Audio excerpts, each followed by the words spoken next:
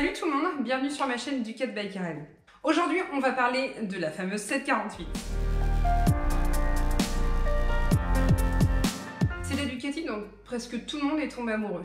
Et pourtant, c'est aussi la mal-aimée, quand on la connaît. C'est un peu celle qui a donné à Ducati cette mauvaise réputation, sans compter les précédentes, mais c'est la 748 qui a tourné le couteau dans la plaie. Mais alors, c'est quoi le problème?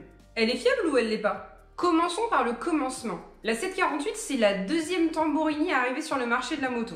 On veut une petite cylindrée pour toucher les budgets les plus serrés, ou les personnes qui ne veulent pas trop de puissance. C'est déjà là que ça commence.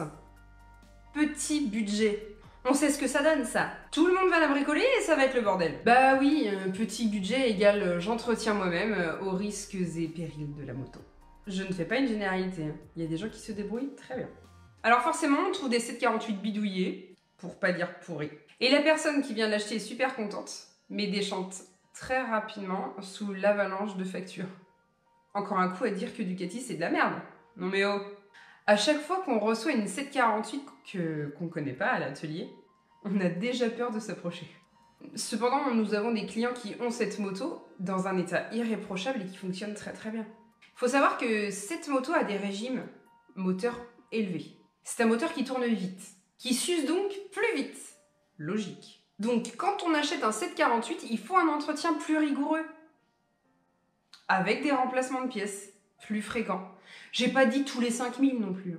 Détendez-vous. Alors oui, elle possède la distribution avec les basculeurs qui croustillent, comme les autres modèles de cette époque. Le problème, c'est qu'elle récolte les défauts de conception des modèles précédents. Mais comme le moteur tourne plus vite sur celle-ci, les conséquences sont beaucoup plus importantes. Elle n'est pas parfaite, mais avec du soin, on peut y arriver. Et si vous prenez une bielle de vélo dans le nez, sachez qu'un vilebrequin, ça se reconditionne. C'est pas la fin du monde non plus.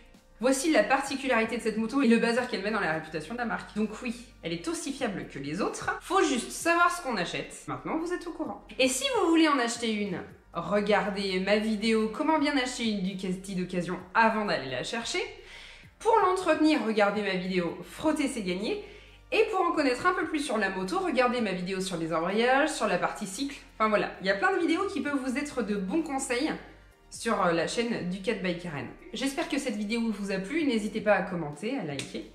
Abonnez-vous à ma chaîne, mais aussi sur mon compte Instagram et Facebook, toujours le même nom, Ducat by Karen. Je vous remercie de m'avoir regardé, je vous dis à très bientôt. Salut!